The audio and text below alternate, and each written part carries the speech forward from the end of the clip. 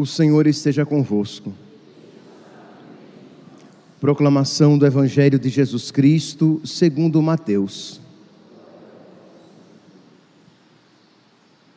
Depois que os magos partiram, o anjo do Senhor apareceu em sonho a José e lhe disse: levanta-te, pega o menino e sua mãe e foge para o Egito. Fica lá até que eu te avise, porque Herodes vai procurar o menino para matá-lo. José levantou-se de noite, pegou o menino e sua mãe e partiu para o Egito. Ali ficou até a morte de Herodes, para se cumprir o que o Senhor havia dito pelo profeta: do Egito chamei o meu filho. Quando Herodes percebeu que os magos o haviam enganado, ficou furioso. Mandou matar todos os meninos de Belém e de todo o território vizinho, de 2 anos para baixo, exatamente conforme o tempo indicado pelos magos. Então se cumpriu o que foi dito pelo profeta Jeremias. Ouviu-se um grito em Ramá, choro e grande lamento. É Raquel que chora seus filhos e não quer ser consolada, porque eles não existem mais. Palavra da salvação.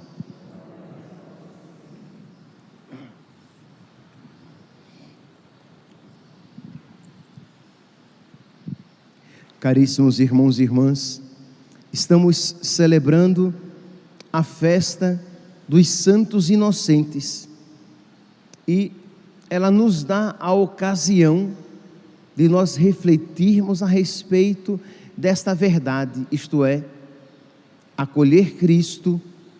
Quem acolhe Cristo deve estar disposto a acolhê-lo com o preço da própria vida. E é maravilhoso ver, meus santos, que Deus concede esta graça a estas crianças que nem sequer o conhecem ainda. É claro, meus irmãos, se nós olharmos o assassinato dessas crianças de uma maneira meramente humana, é uma tragédia horrível. Mas se nós olharmos a partir da fé, estas crianças de 2 anos abaixo, elas receberam a graça do martírio. O martírio, meus santos, não é algo que se conquista com as próprias forças.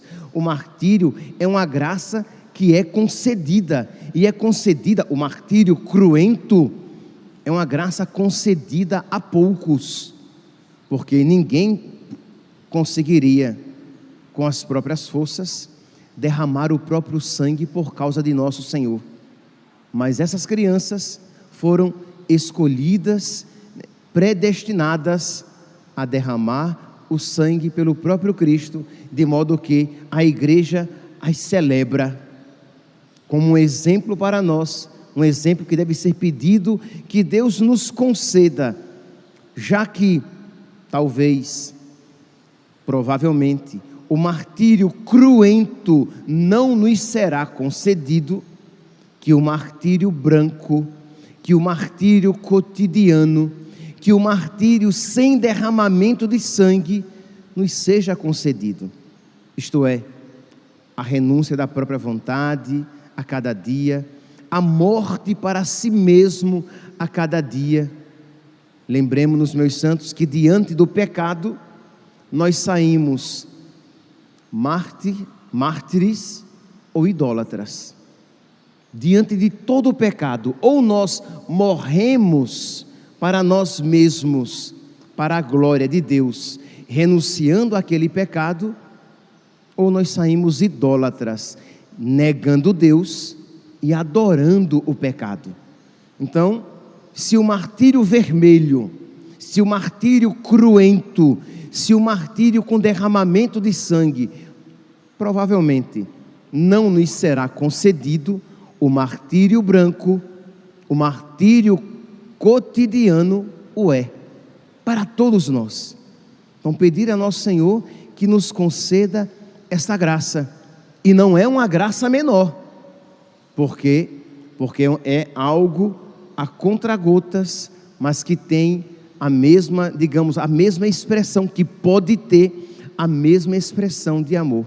Pois bem, já um primeiro ponto que pode ser refletido na nossa ação de graças hoje, durante o dia de hoje, após a sua comunhão, pedir a Deus esta fidelidade cotidiana, pedir a Deus a graça, o amor generoso que nos leva a morrer cotidianamente para nós mesmos. E aqui, meus santos, se não houver amor, haverá neurose. Se não houver amor, haverá desequilíbrio, porque ninguém, pelas próprias forças, consegue se renunciar a si mesmo a cada dia e permanecer numa normalidade. Ele vai enlouquecer, ele vai se desequilibrar, mas se houver amor, ele vai crescer na santidade, ele vai crescer na união a nosso Senhor, ele vai crescer no amor. E quanto maiores as renúncias, maior o amor e maior a alegria em amar. Por isso o cristão ou ama e será um cristão de verdade, ou será um neurótico, por mais virtuoso que pareça, por mais progredido na virtude que possa parecer, ele será um neurótico, um desequilibrado. Mas se houver amor, será uma alma esposa, uma pessoa apaixonada por nosso Senhor, capaz de renunciar à sua própria vontade. E aqui nós teríamos exemplos de sobra, desde os exemplos dos santos e santas bíblicos, aos exemplos durante toda a história da igreja. Pois bem, nós vamos nos deter hoje na figura de um exemplo negativo de Herodes. Quando ele soube que um menino tinha nascido, um menino sobre o qual havia uma profecia, que ele seria o verdadeiro rei de Israel, Herodes, sentindo-se fragilizado, sentindo-se acuado, sentindo-se numa situação de que ele iria perder o seu trono, o seu cetro, ele vê Deus com o seu inimigo. E diz aqui a palavra que ele manda, que ele furioso, manda matar os meninos de Belém de todo o território vizinho, de 2 anos para baixo. Por quê? Porque ele não queria perder o trono, porque ele não queria perder aquilo ao qual ele era apegado. Ele não queria perder aquilo que ele amava mais do que a Deus, de modo que estava disposto a ir contra Deus. Porque, entenda, ele mandou matar os meninos porque ele sabia, pelo menos ele tinha esperança, que dentre eles poderia estar aquele escolhido por Deus para ser rei de Israel. E ele não estava disposto a perder o seu reinado. Meus irmãos, todo pecado, é fácil olhar para Herodes e ver o horror do pecado por ele cometido, mas todo pecado realiza isso em nós, isto é, nós começamos a ver Deus como nosso inimigo. Veja os nossos primeiros pais, Adão e Eva. O que foi que eles fizeram depois que eles tinham pecado? Quando Deus entra no jardim, Deus amigo, Deus amoroso, o que foi que eles fizeram? Eles se esconderam, porque eles tiveram medo. A partir dali, eles já começaram a ver Deus como adversário, como um inimigo, e eles fogem de Deus. Não é esta a mesma atitude de toda a alma quando peca? Não é esta a mesma atitude de toda pessoa que se entrega ao pecado? Ela começa a desconfiar de Deus, e quando comete um pecado mortal, mesmo que ela não perceba, ela nutre um ódio também mortal por Deus. Ódio ela vai perceber em toda a sua profundidade, se tiver a desgraça de morrer em pecado mortal. Mas toda pessoa que comete um pecado vê a Deus como adversário, e quando comete um pecado mortal, não apenas como um adversário, mas o odeia de todo o coração. E isso, meus santos, pelo menos ver a Deus como adversário, todos nós, porque todos nós temos pecado. Livre-nos, Deus, de ter pecados mortais, mas todos nós temos pecado. Então precisamos pedir a Deus a cada dia que por sua graça Ele arranque, sim, a palavra é essa, Ele arranque.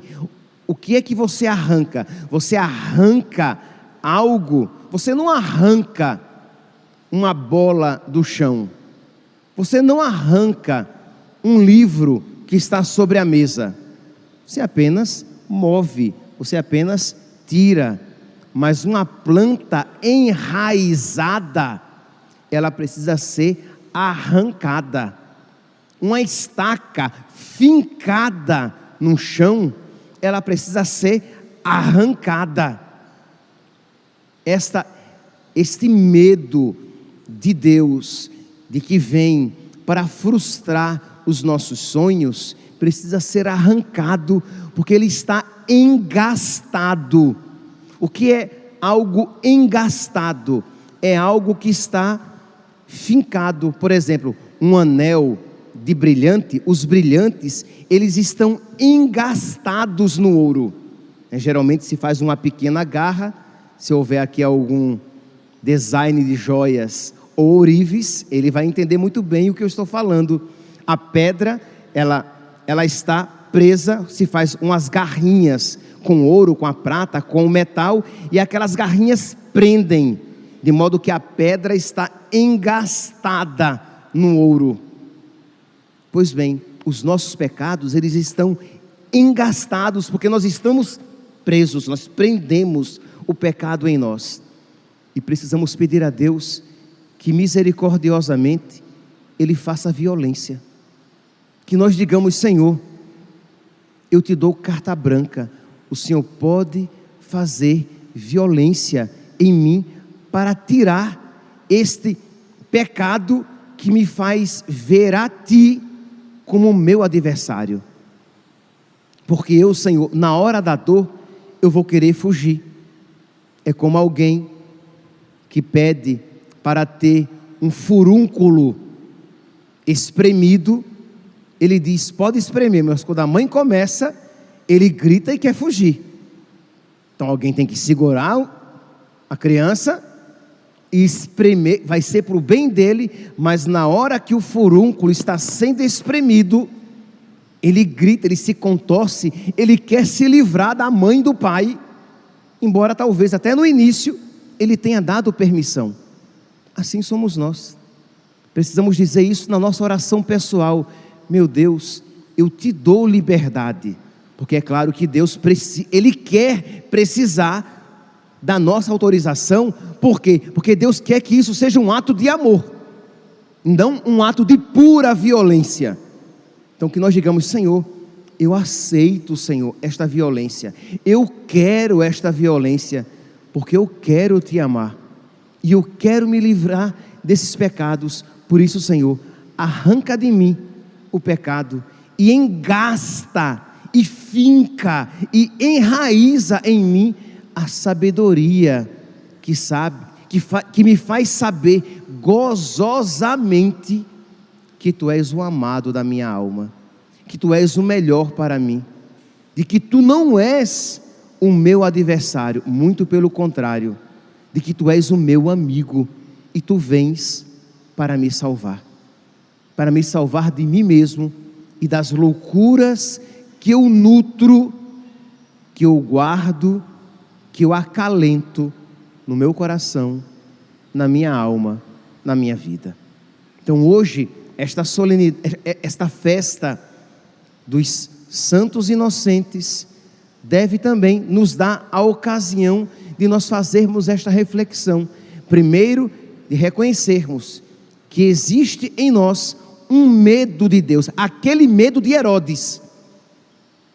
existe em nós uma desconfiança, como existiu no coração de Herodes, de perder algo, e isso a sua vida se tornaria infeliz, frustrada, menos interessante, de modo que ele começou a ver a Deus como seu adversário, começou a ver a Deus, as profecias de Deus como más, e isso o levou a cometer até mesmo o assassinato daquelas crianças inocentes.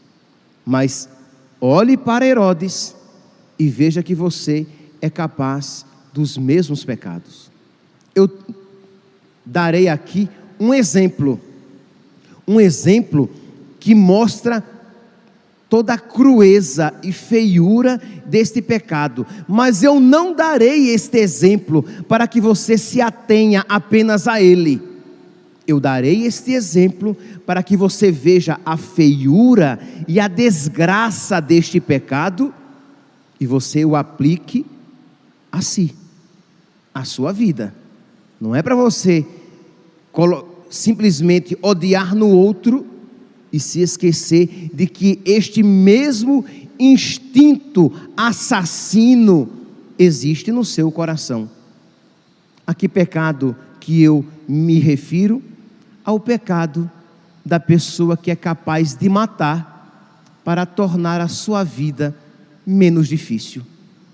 Ao pecado da pessoa que é capaz de matar para tornar a sua vida mais fácil.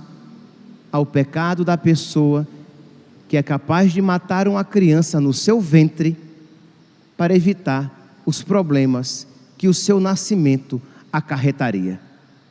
Não há como olhar para a figura de Herodes, que mata aquelas crianças, porque dentre elas pode estar o menino rei, e a existência dele tornará a minha vida, a vida de Herodes, mais difícil. Então ele mata as crianças. E o que é que faz um casal, ou uma pessoa, uma mulher, quando decide abortar, se não essa mesma coisa? Independentemente da situação, aquela criança pode até ser fruto de um estupro, mas ela vai matar a criança para tornar a sua vida menos difícil. E isso, meus santos, é inconcebível. Porque o que é que nós estaremos ensinando uns aos outros? Que é lícito, se a situação for grave, matar alguém, matar um inocente, para tornar a minha vida mais suportável, para tornar a minha vida mais fácil ou menos difícil. E em nenhum caso é lícito matar um inocente para tornar a minha vida mais suportável, mais fácil, menos difícil. Então aqui nós vemos este terrível pecado do aborto, mas nós devemos, meus santos, aplicar cada um a sua própria vida, que muitas vezes pecamos, isto é, matamos o menino em nós, matamos Jesus em nós, para tornar aqui na terra a nossa vida mais fácil, porque seria muito difícil você suportar aquele casamento com aquela sua esposa tão difícil, com aquele seu marido tão difícil. Então é tão complicado manter esse casamento, então é mais fácil matar Deus dentro de mim. É difícil, padre, viver sozinho, viver sozinha. Então você contrai um outro matrimônio, porque você não suporta a ideia de viver aquela dificuldade por toda a sua vida, e você mata o menino dentro de você. Você mata, você expulsa, você expurga a graça de Deus do seu coração.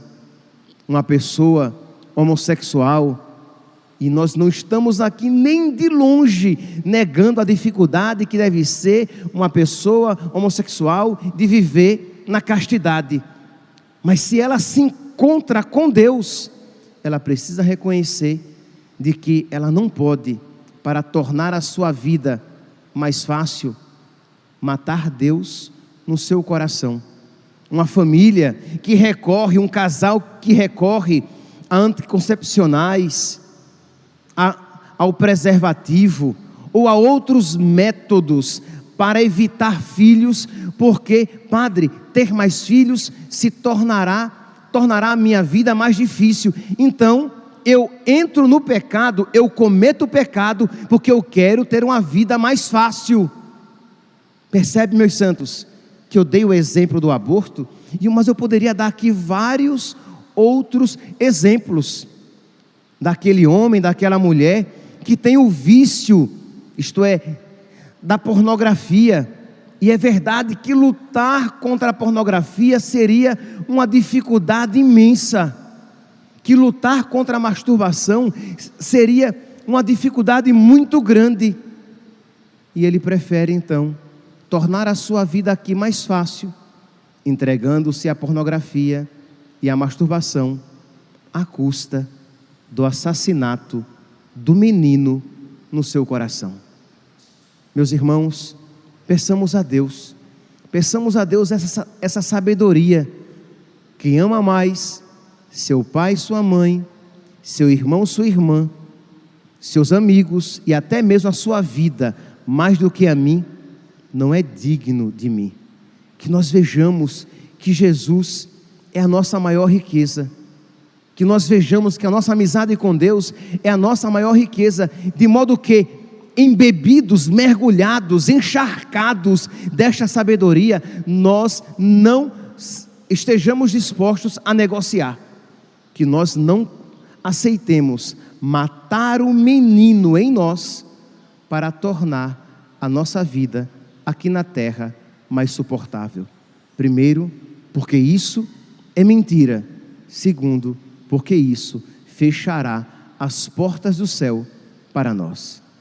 Que a Virgem Maria e São José, figuras tão presentes neste Natal, intercedam por nós, que os santos inocentes, essas crianças que estão no céu hoje, plenas da sabedoria de Deus, que elas intercedam por nós, para que nós nutramos, guardemos e façamos frutificar esta sabedoria, que é semente de santidade.